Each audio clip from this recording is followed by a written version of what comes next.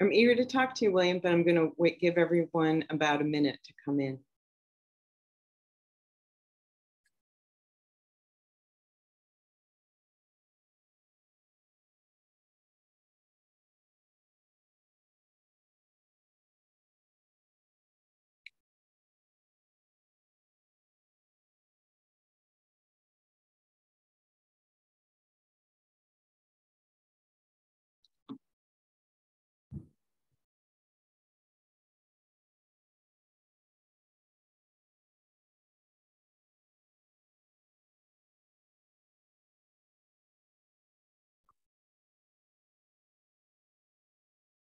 Welcome to everyone joining us. We're just going to give it a few more, maybe about another few seconds to let everyone join before we get started.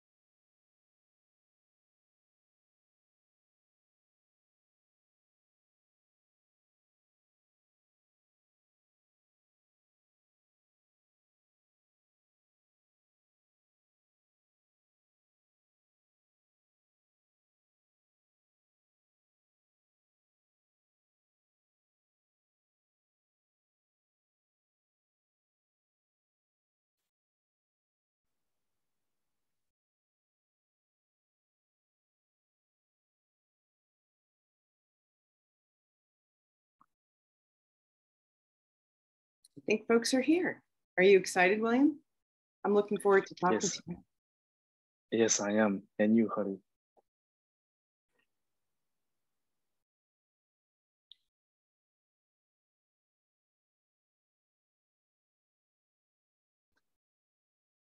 I know some folks are still joining us, but I'm really eager to get started. And I appreciate the folks who arrived right on time. Listen, thank you all for joining us today. And I get a chance to welcome you to Standing Out Online, How to Get Your Portfolio Noticed. I'll be talking, my name's Holly Hughes, and I'll be talking today with Magnum photographer William Keough. Directed at emerging photographers, this event is the second in a series of 3 free online seminars featuring Magnum photographers and presented in partnership with Squarespace, the all-in-one website building and e-commerce platform. I'm looking forward to talking to William, and I also want to mention that you'll have a chance to ask him questions as well. We'll have time at the end to take your questions. So feel free to drop those in the Q&A box as we go along, as questions occur to you. Sonia Genet, Education Director at Magnum Photos, will be moderating those questions at the end of the presentation. Also, we'll be sending you a recording of this seminar tomorrow for you to refer back to. So William, I'm excited to talk to you. I've admired your work from Ukraine and your work on the Syrian refugee crisis for a long time. Also, as anyone who's taken a look at your website, and who wouldn't in preparation for this seminar knows, you've got a really nicely curated website that I think really offers visitors to the site a nice user experience. I'm curious to know first I'm going to pay you a little bit of a compliment. In preparation for the seminar, I was talking to folks who hire photographers about whether or not they go to photographers' websites. Kaya Hemming is an art production manager at the ad agency Young and Rubicam.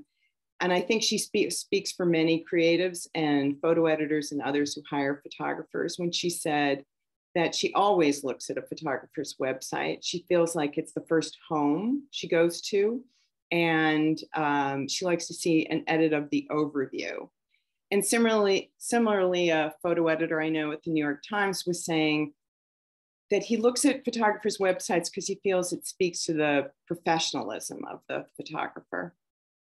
Of course, different photo editors and curators and art directors have different personal preferences of what they look at first, but you know, whether they need to see location or clients or so on.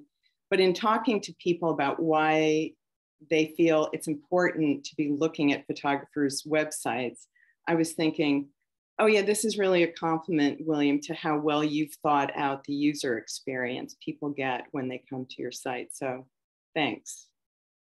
Thank you.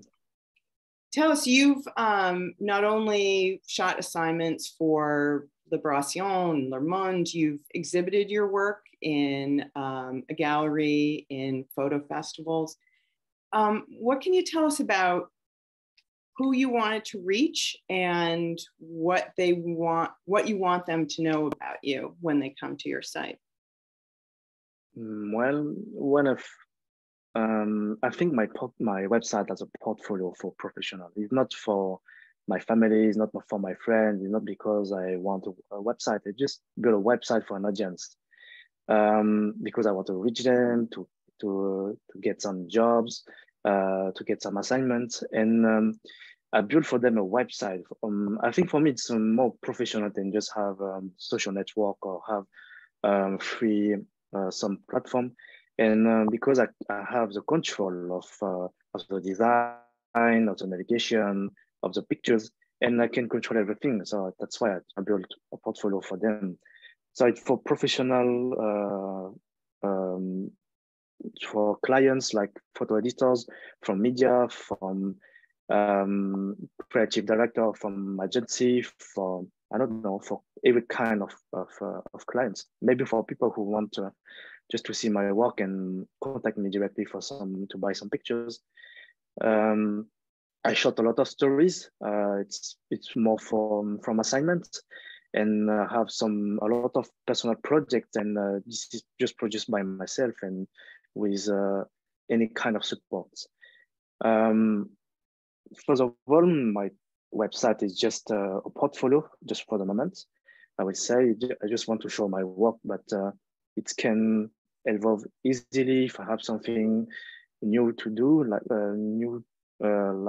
like a book. If I have a book, it can evolve, or if I do new things, and if I do more, you know.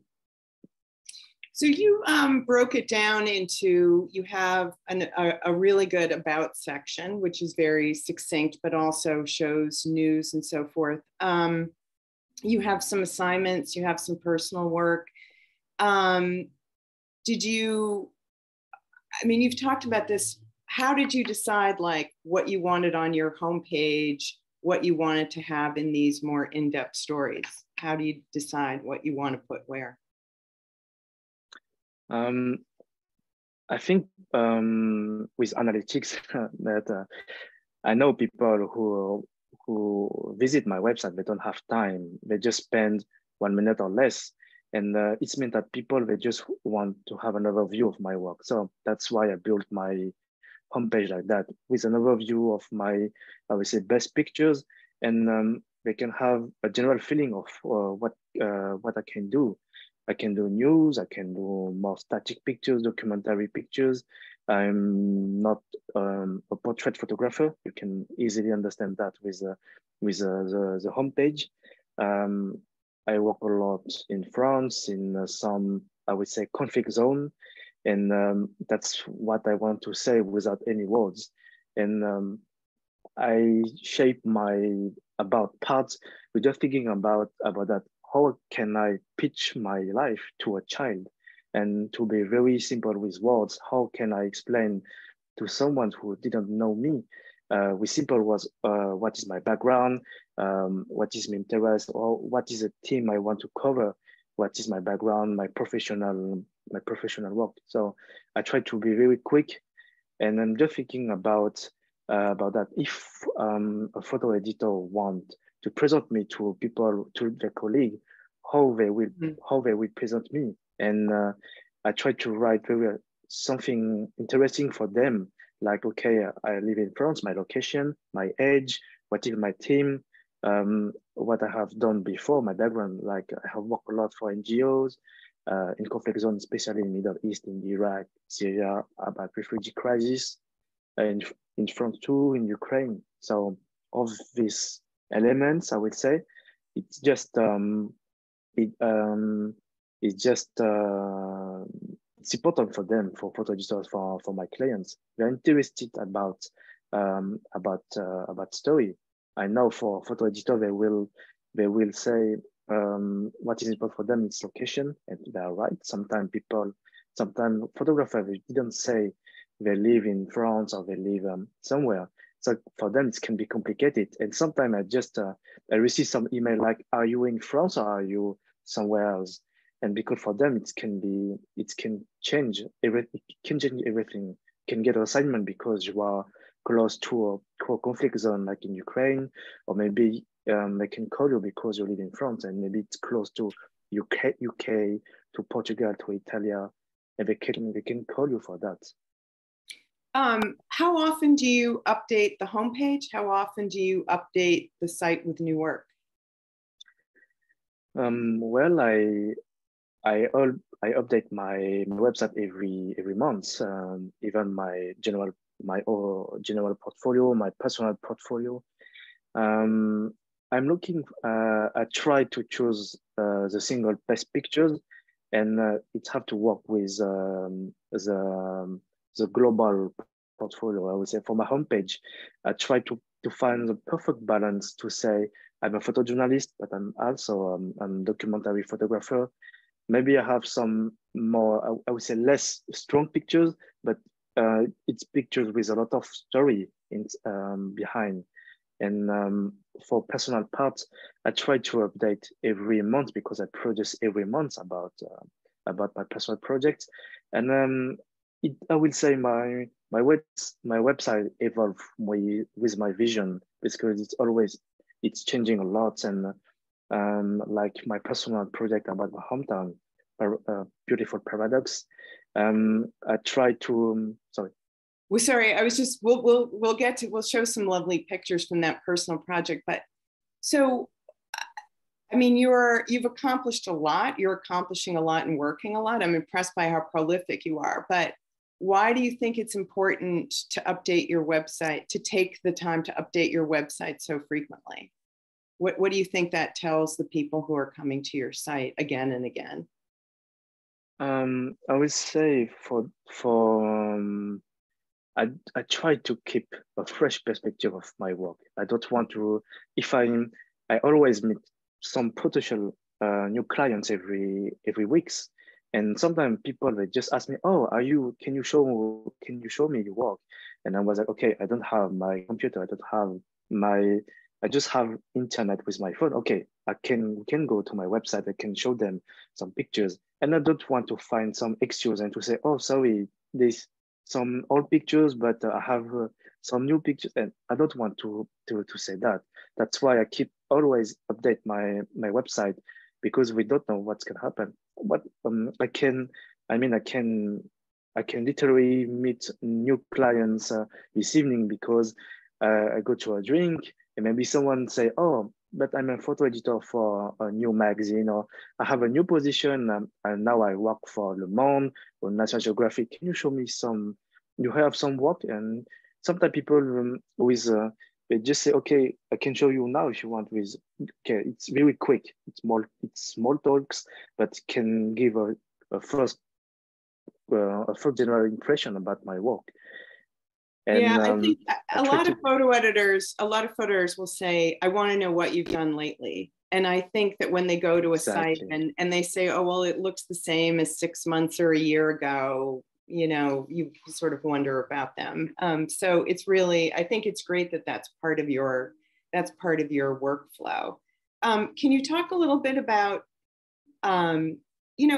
it's well curated.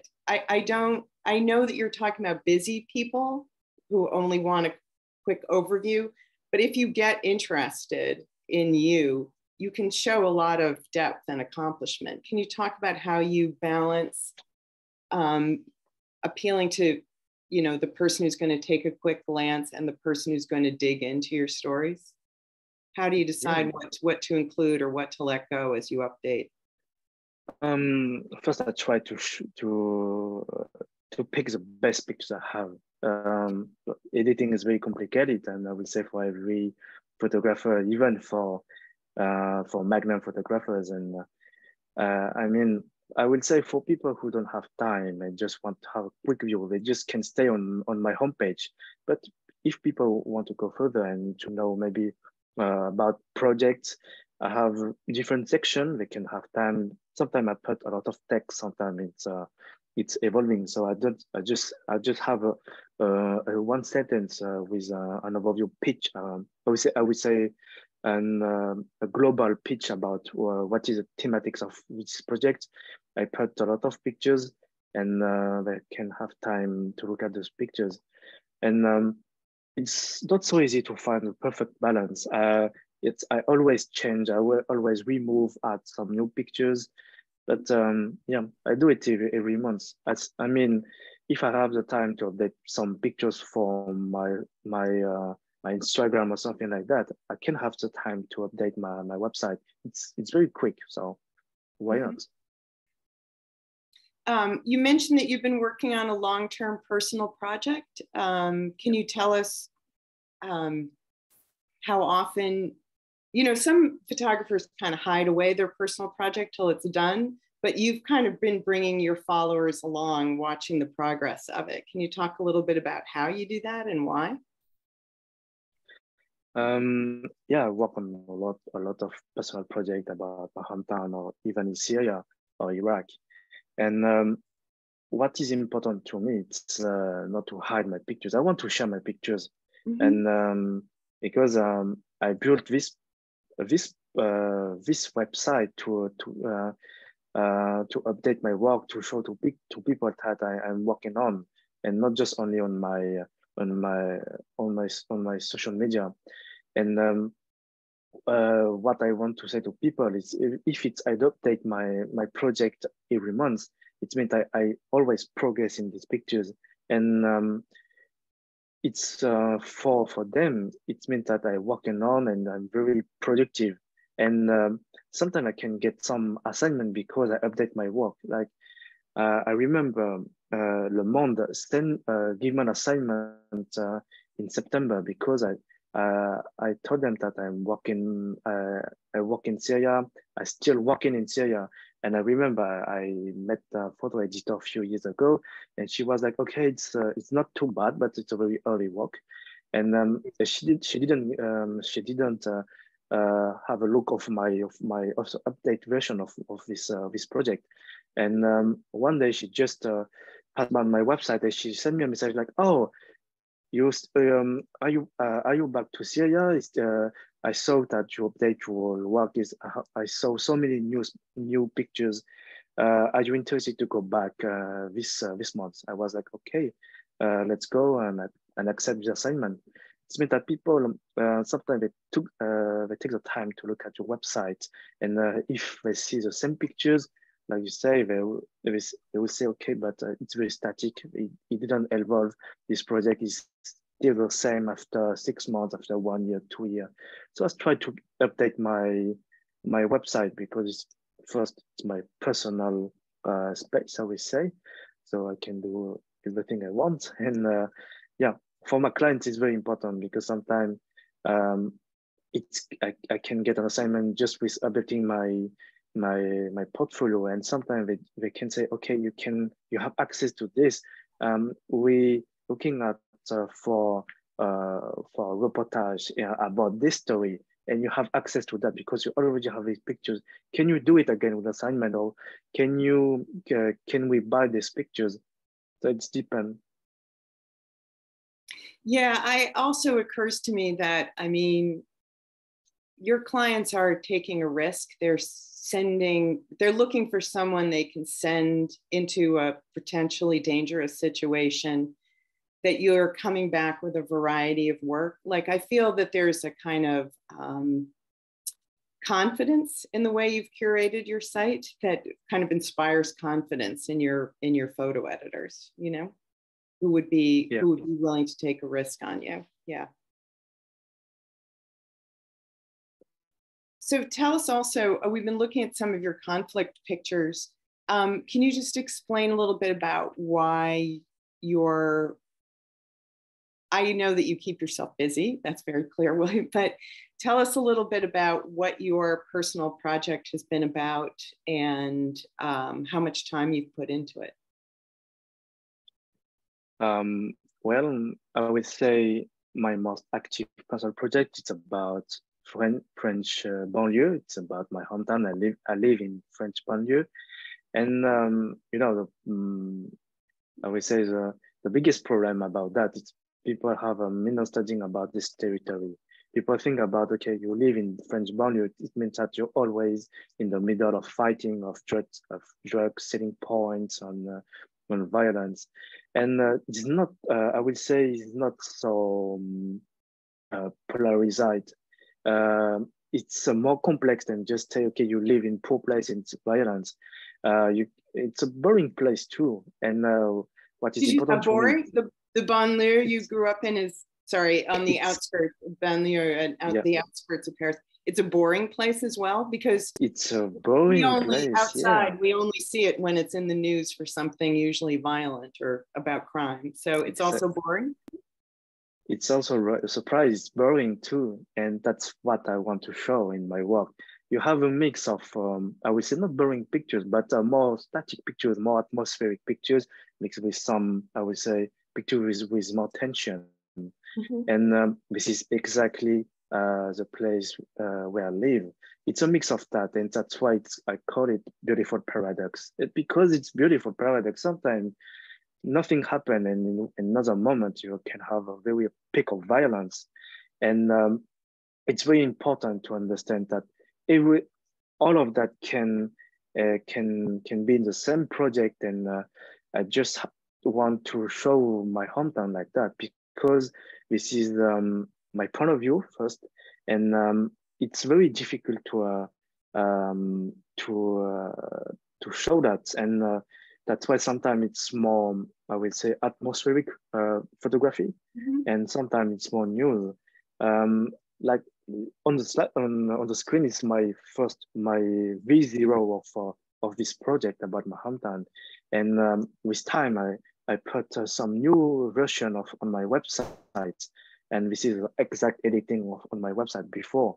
I would say at the beginning of the year it was like that, and after that it's evolved. I changed the editing, the sequencing. I add more pictures, and to find the perfect balance to say the right message. When I sequence my project, I'm thinking about individual pictures and also about the general atmosphere of this project. And you have, I would say, static pictures. You have pictures with atmosphere. You have people who are in jail. You have pictures with policemen during a patrol. You have all of that, and this is the general feeling, the general atmosphere I want to represent in this project. Is there a particular method that you use when editing for your website? Is there something on the Squarespace site that provides tools for you to kind of plan your updates? It's different. Sequencing is hard. Any secrets you can share about how you go about sequencing, it would be appreciated, I'm sure. I will say the most important thing about sequencing is to have an exact idea of what you want to say, and every pictures and every choice you will do, it's have to tend to this final message, I would say. Mm-hmm. Like if you want to show every paradox of this project, I have to keep it in mind. So when I edit that, I just think about what is visually what is the strongest picture I have individually, and after that the sequence I try to choose it. It's like music, you know. You have, I would say, it's like a melody. Sometimes you have, I will say, more static pictures. Sometimes it's faster. Sometimes you have very strong pictures, some graphic pictures. Sometimes it's more calm. I edit my pictures with different tools. Sometimes it's physics. I just print. I just make some cheap print of my pictures with a small size. Sometimes I use PowerPoint, Keynote, and sometimes I use the hidden section of my website. I didn't publish some pages, so I can edit. I have some ongoing editing in this part. In Zipan. Oh, I see. And then you decide, okay, this is it, and you can go to publish. That's interesting. Exactly. You know, I know that Squarespace provides you with a lot of web analytics, and I have a question about reading these, and which is interesting, but it comes back to how these analytics tell you something about your audience and your visitors. And I was thinking, so your idea is that you want to make a book out of your Ben the Iroquois, A Beautiful Paradox? You have eventually would like it to be a book? Yeah, exactly. I want to have a book about that. And I think it's for, for photographer, when you have a book, it's because you have finished a project, and sometimes you can reach some new market with photography, because you have a real market for people who love books. And for now, how I thinking about this project, I have this general project about my hometown. I try to get some grants I produce by myself. I can send as portfolio sometime some chapter of this project. I can get a grant, I can get some assignment, and after that I want to do a book because it's another market. And this is how I thinking about that. Can I offer you a suggestion? Yeah, of course. Okay, thanks, William. So I'm no expert, but I have talked to a lot of book publishers, including for a Magnum seminar. And book publishers they want the photographers they publish to be active participants in publicizing and marketing the book.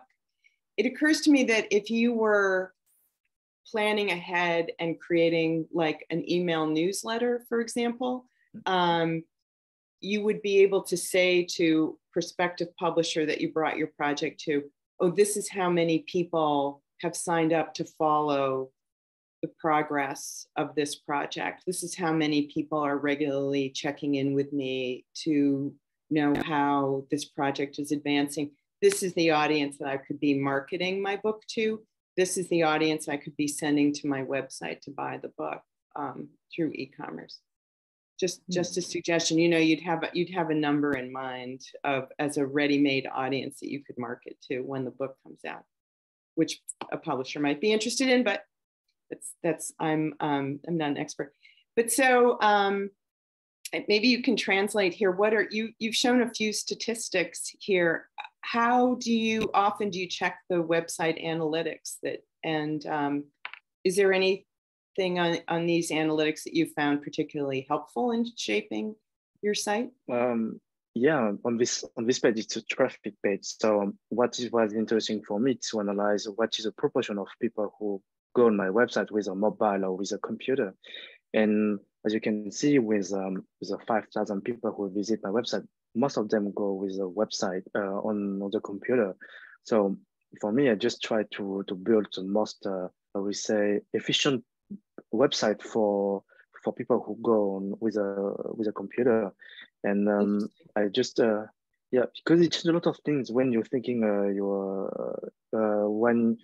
sometimes it can change my sequence if people go to the mobile or with a computer, because the size is not the same. And like now it's a geography. Most of my visitors are from France, but after that you have English country, and it means that I can't do a website in French because people are from United States or UK. In Germany, people don't understand English, so it's better to do it in English. It depends of your target of people who visit your website. I mean, if you only have Chinese speaker, or maybe I have to change the language, but it depends. And you have some source source of the traffic, and most of people are from the Magnum website, and after that, National Geographic or from Wikipedia. But for me, it's helped me to understand what is the path of the viewer I have. I'm sure, though, I mean, you check this every month, so it probably changes. I mean, you have a big story in Libération, people see your photo credit or something like that, or searching for things. It's interesting. Were you giving thought to, I don't know, when you were writing your profile, for example, or you titled projects, are you thinking about search engine optimization and things like that? Or are you looking at these stats to see which photos are most popular? To be honest, I'm take care about the SEO part. Before photography, I was an art director in advertising world. So we're just thinking always about how to increase your visibility, and all of that. It's so important, and it's not just put some pictures on internet. It's not just like that. You have to reach people because it's a tool. Website for me, it was a tool to reach some people. If someone don't know me, I don't want to send them a PDF. I will send them a link. Which it's more easy, and they can have a control of what they want to see exactly. And yeah, take care of that. And I'm thinking about how to have some keywords. Like if I work on Ukraine, I have to mention that somewhere it's in Ukraine. Or if I work in Syria, if I have to put, we'll say, a personal title, it's okay. But you have to write somewhere that it's in Syria. It's very important because sometimes people they just tap some keywords like William Keogh, Syria, or Ukraine, and they can find easily on your website the pictures. Yeah, you know, you mentioned something else interesting, which is some of these, the website analytics refer to referrals. And of course, you've already mentioned that the people that you're trying to reach, they work collaboratively, like at newspapers and at magazines. They want something that they can forward to another colleague.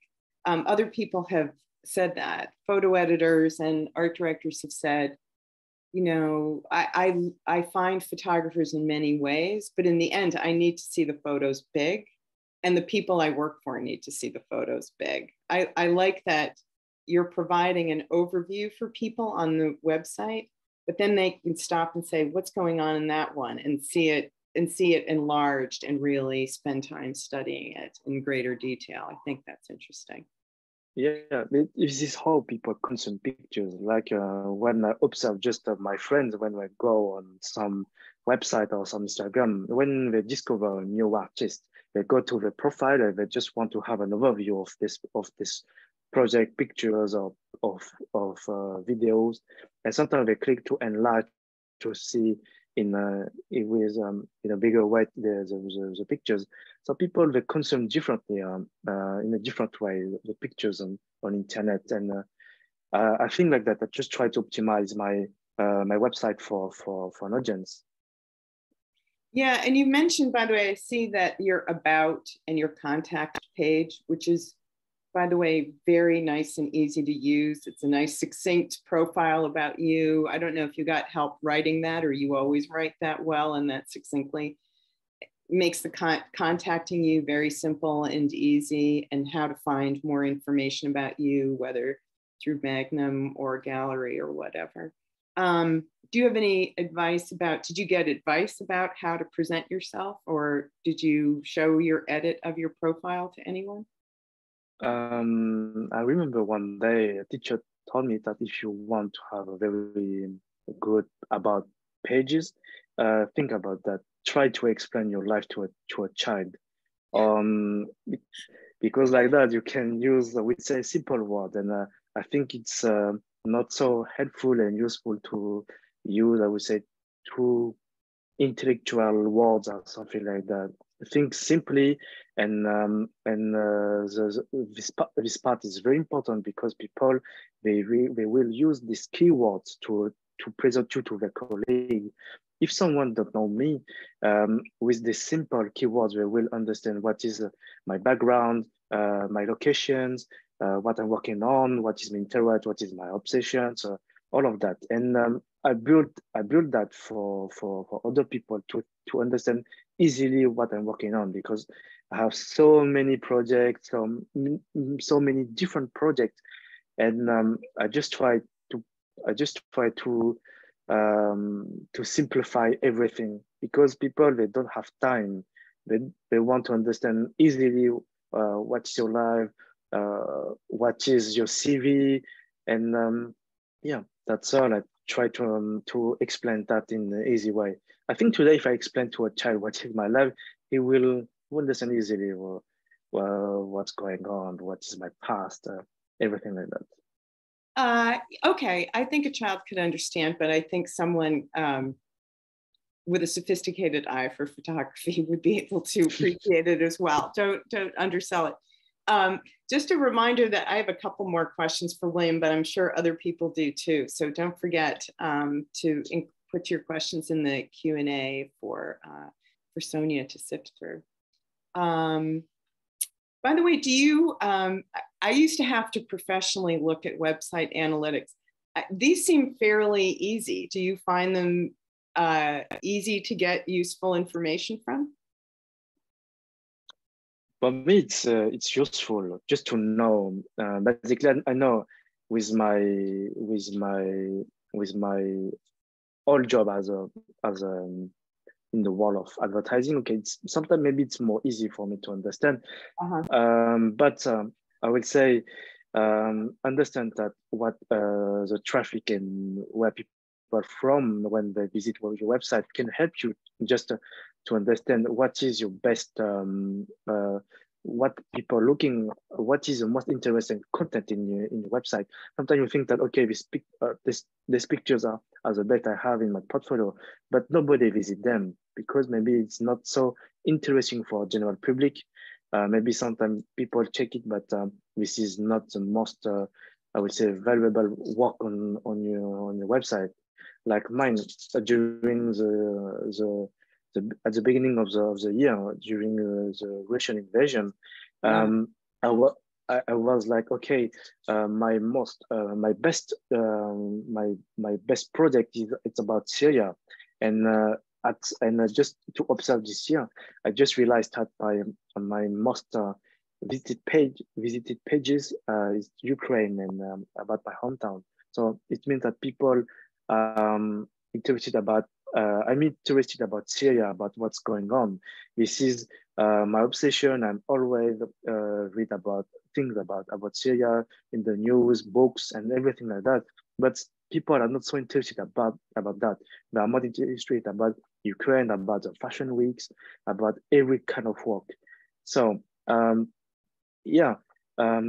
these statistics help me to understand what people are looking at when they go to my website, and to understand my audience, because I have some idea in mind, but checking out this the statistics can help me to understand what people are looking at when they go to my website.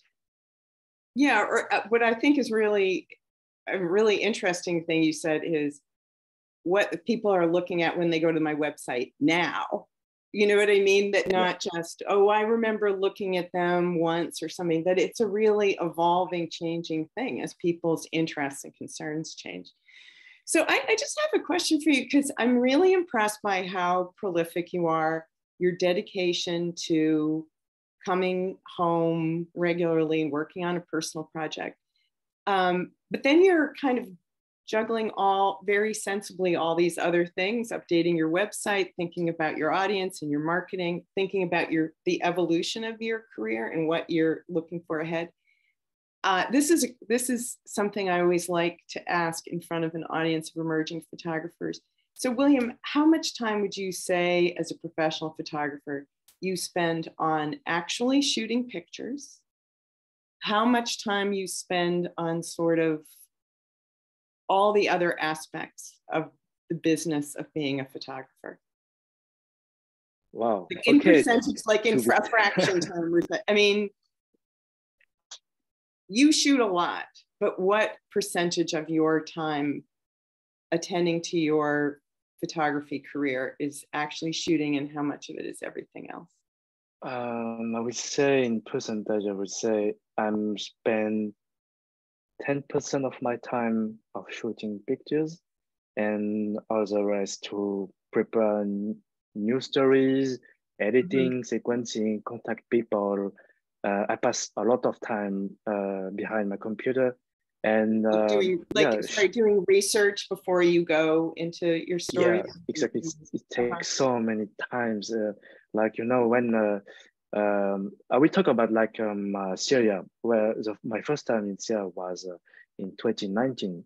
And before that, I just spent, I don't know, years, weeks to understand the people, the ethnic, the politics, the history with books and to understand, because I don't want to go there just shooting strong pictures is not enough. I think today the role of photographer has changed a lot.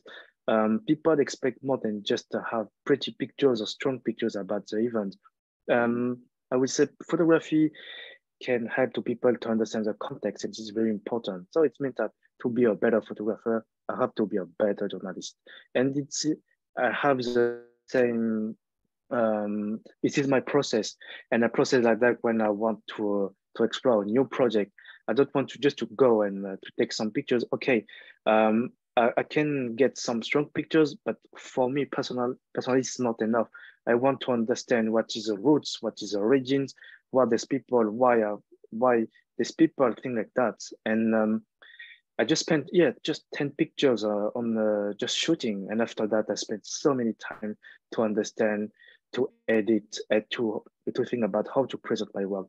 I didn't shoot for me. I shoot my obsessions, but I shoot my obsession to for not just for public, for people. And I want to bring to light some very I just want to bring to light some stories like Syria. What's going on today? People don't know what's going on in general, I would say. And it's very dark, or what's going on. And when you say Syria, people don't understand what's happened, what is our enemy, what's going on. Yeah, just this simple question. And I think with photography you can get some answer, and you can say, okay, sometimes it's boring, and sometimes sometimes it's more stronger, sometimes a bombing, and all these pictures can give you a general, I would say, feeling, a general idea of what's going on. And if you go deeper, if you read some captions, you can understand further than just showing things. But today I just spend 10% of my time just shooting. And after that, it depends of people. I just shooting a lot of I will say complex story. It's very difficult to get access to some zone, or to get inside, I don't know, far right political meetings, and it takes time. You have I pass so many time to contact people, to understand, to get contact, to know someone, and yeah, it's very difficult. And I like the difficulty. I like the challenge of covering all of that. And yeah, maybe it's because I cover this kind of story. It means that it's more complex, and you need time to get access to the zone.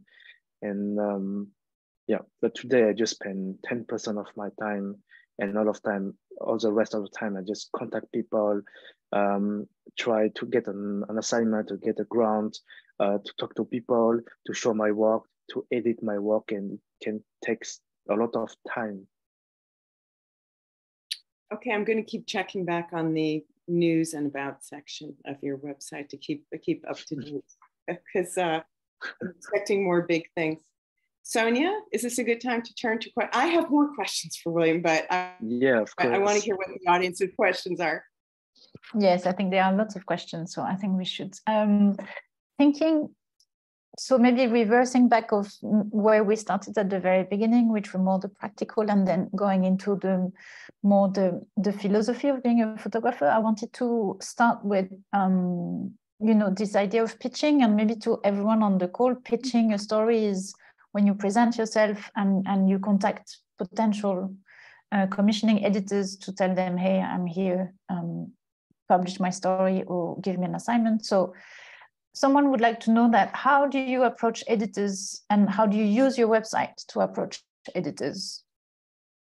I think I will talk about my best experience about contacting photo editors. I remember a few weeks ago, I met one of photo editor from Vanity Fair, and I just sent her a basic mail like, okay, hi, are you in Paris? I thought that you were in Paris. Have you time for a Zoom coffee or physical coffee? And she was like, oh, I'm busy, but I'm very okay for Zoom coffee.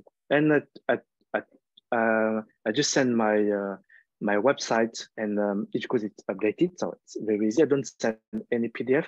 I just send I just ask for a coffee, because if it's minimum 15 minutes, so you have time to present maybe 1 or 2 projects, and if it's the feeling is good, you can spend more time. And I remember I get a publication with the National Geographic with that. It was during, my first contact was during the national lockdown. So I just sent a mail, hey, I have you 15 minutes for coffee, for Zoom coffee. And I remember I met Maya Valentine. Today she worked she's a photo editor for the Washington Post, but before she was with National Geographic. And she was like, yeah, oh yeah, great, okay, because, and she told me nobody asked her for coffee. They just send a PDF and with not a lot of context, and it can be a little bit, I would say, cold, for first contact, it can be cold. And if you propose for a photo editor, for potential client, a Zoom coffee, I think it's a great idea, because today I would say it's more common to contact people with Zoom. And yeah, I think ask for them 15 minutes and a coffee, and prepare maybe 10, 20, 30 pictures of 1 or 2 projects, and you can talk about that and get a coffee. I think it's more friendly than just send a PDF with a 2 gig, and yeah, I think it's more friendly to do like that. And for me, it's work, and I think you just have to try and to dare to do that, because I don't think a lot of photographer people dare to just ask for Zoom coffee. Yeah, that's a great advice. I think really great advice. Shall I keep asking questions? Yeah. So another one that is really also related to the website, and I'm quite interested in the answer as well. Someone is asking, how long does it take you to update your portfolio every month? That seems daunting and time consuming for me. And I think this is one of the feedback we get a lot of, like, making a website is difficult, updating a website. A lot of photographers always say my website is not up to date. Things like this. Sorry, my website's really old. Sorry, that was a bad invitation of photographers. I apologize. Go ahead, William. How you seem to have made it into kind of a routine. So how much time does it take you? It's depends, I would say. For me, it's a routine. So it's like maybe 3 or 4 hours if I just have to review everything. It depends. It's between 3-4 hours. I would say 4 hours and 6 hours. So it take a day, half a day, and to do that. But it's a routine. So I update my website every month. So it means that I don't have a lot of things to do, because I update it every month. If you have to update your website every year, I think it's take more than just 1 day.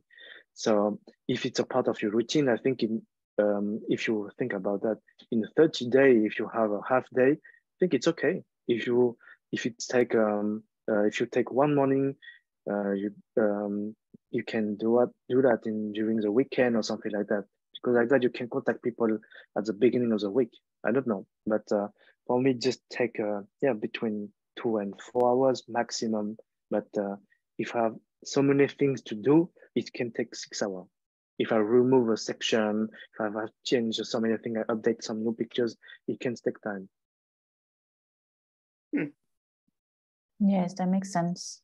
And there is question that comes back a lot is, how do you choose how many projects you feature on your website? And does that mean that if you add a new project, you're going to maybe take one down, or how do you curate that? I think you have to only show your best work, of course, but I just, when I update a work and add a new work, I just asking myself, do you believe enough in this work to show it in general? And if the answer is yes, I publish it. But if it's not stronger enough, it's ongoing project, I mention it, and it's depend. If you believe in your work, show it, and it's depend. Me, I show 4 personal project and 6 stories. So it's 10. It's I would say it's you can see 10 different projects on my website. So there is not I would say a general number. But if you put too much pictures, you will lose your audience. I would say between 1 and 5 personal projects, it's not too bad. It's a lot, and sometimes you can just update 1 personal project, but there is so many chapters, so you can have a good diversity of photography. It's depend, I would say, but not too much. People don't spend a lot of time on your website, but just publish your strongest work and your work you believe in. So just to clarify, with an ongoing project, when you're adding new photos, sometimes older photos that maybe you don't love as much anymore, like you have new strong work that you really love, the work that you love goes in, and maybe the photos that you've come to love less disappear within one exactly project. Mm-hmm. Exactly, because a website, for me, a website, it's I would say a website is it's built for a very specific audience. It's not your archives. You can, for me, you cannot put everything on your website. I put only maximum 45 pictures on one project, and for me it's a lot. But it's not archiving. You just have to publish. I would say your best work, because people who want to visit your website want to understand globally what is your best work. If you want to put, I would say, less strong pictures, you have different kind of audience, like a book. Maybe a book, it's I would say the logic of it's different, And if you think about a portfolio, you have to build your website for an audience. And but it's just a personal opinion. But when I built my personal website, I just put my best pictures because I know this is what people want to see. They just want to understand in global what is your pictures. And I would say just have one portfolio, it's not enough. And that's why I have portfolio with I have different portfolio with one project. Sometimes because the audience is different. If I want to show this picture for photo editors, for gallery, for anything else in different market, you have to build a portfolio for this specific market. It's almost impossible to have one portfolio.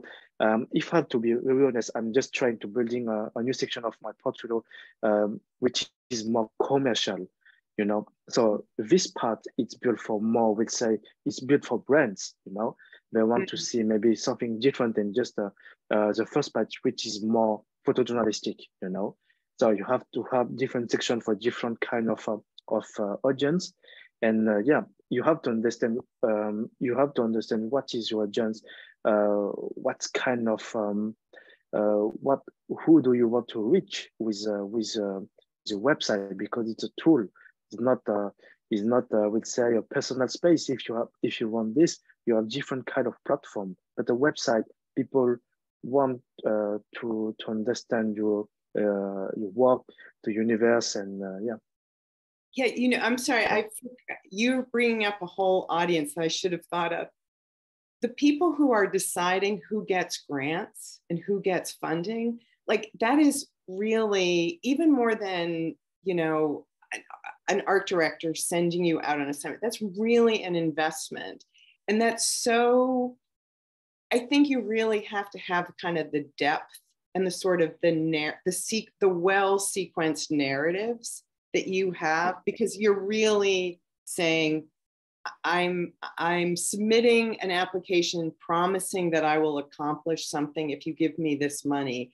And like the well-curated, well-sequenced projects that says, look what I've done, look what I can deliver, in a way that it goes beyond like a collection of single images. You know, the way you've shaped stories says something totally different to the person who might be giving you a grant. And it's good. I mean, yeah. Sorry, I interrupted. Yeah, so sorry, and that's why I say I think when you work on your sequence, I think the most important thing to keep in mind is what is the final idea of this portfolio. And if like my general portfolio, I just want to say, okay, I can do photojournalist, I can be a photojournalist, a documentary photographer. I don't do a lot of portraits. This is not my stuff. And sometimes it's more static. Sometimes you have a lot of movement, and that's what I want to just say about my portfolio. And you have to keep in mind what is the final idea, because when someone visits your page, they will say, okay, what is the final message of what I'm saying? Okay, this guy, it's a photographer. Okay, he can do news. He work a lot in Middle East, in Europe, in France, in his hometown. Sometimes it's more static. He can do, okay, maybe for a photo editor who looking at my portfolio, he will not sending me to do a portrait assignment. He will maybe send me on I don't know, on a front line, or maybe to explore social issues, you know. And this is a final thing I want the people to understand, you know. And you build portfolio for audience, and you have to keep in mind it's just not just okay. But I put some strong pictures, but I have a general view, a general message in mind. And maybe to add to this, and we almost close to closing time, but I have so one question about this. It's about the role of text on your website, and do you think it is important to include a statement or description for your project, or the photographs are enough? I think a text can help people to understand what is the purpose. Like if you just open my project, like Beautiful Paradox, you if without any kind of context, maybe you can maybe you will don't understand that. Okay, it's in France. It's about French banlieue, and sometimes it can help people to understand. But like yeah, a text is very important, and to write it very well and very succinct, and to give every keyword to easily understand your work. Sometimes I know because I have done that before. I write very complex text about a project, and it cannot help my audience to understand what is my project. And I remember I asked to my friends, to my family, to read the text, and asking them the question: do you understand what is the purpose of this project? And sometimes they told me, okay, it's not clear enough, and I didn't get it. I didn't understand that it's about that, or I didn't understand your title, the relationship with your title, with the pictures and the text. Sometimes you say something and you didn't show it, so you have to be really careful. And yeah, the text is very important. Yeah. Thank you. And maybe as a closing question, a few common questions are about how to start a project and stick to it, and as opposed to, and which one was your first photography project? My first very story was about a refugee in the center of Paris. It was 7-8 years ago, and I'm starting a project. I think you have to be a very specialist of this question. I would say if you want to start a project about, I don't know, water, you have to be a specialist about that. You have to know everything, because if you know everything about that, you can get some new idea. You can maybe understand something different, and this is what people expect from you. If you show a project about, I don't know, about love, you have to explore everything about this question, about this feeling. How do you represent that? It is visual enough or have you a special idea of about that? And you have to document a lot and test a lot. I would say sometimes it's not necessary to overthinking about that, and just go and just try, fail, and yeah, picture.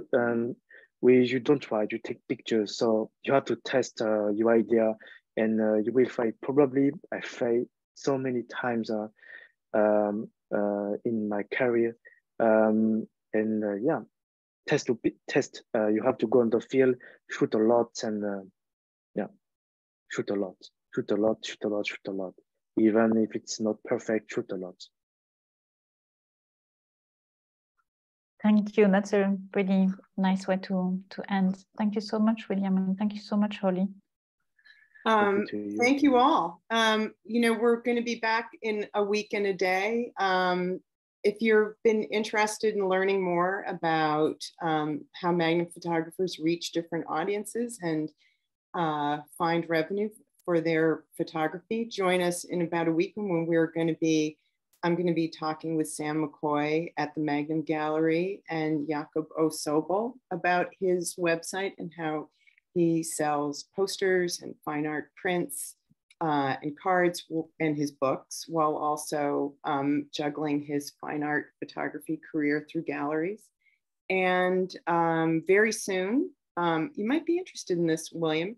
I'll be talking to some Magnum photographers, art director Jonathan Ferrari, art buyer Kaya Hemming, and some other experts on from personal projects to professional assignments, working on today's advertising shoots and the opportunities in today's advertising markets for photographers who have a little bit of ingenuity and storytelling ability, and why that works for them, and how the clients who hire for advertising shoots find them. So I hope I see you folks again. I really appreciate these terrific questions. I really appreciate you, William. I really appreciate the nice folks at Squarespace, the all-in-one website building and e-commerce platform, for giving me the chance to learn so much. Anything else, Sonia? No, that's it. Thank you, Holly. And thank you so much, everyone. Thank you for people that came back today from yesterday's first seminar. And this was our second one, Magnum Photos free online seminar in partnership with Squarespace. We will share the recording of this seminar. You will receive an email tomorrow, and we will also add a few additional resources as well to help you get started. And we hope to see you all next week for the last Squarespace Magnum Photo seminars, and have all a very lovely evening or day, depending on where you are. Thank you. Thanks, Sonia. Bye. Thank you, Sonia. Bye. Thank you, Holly.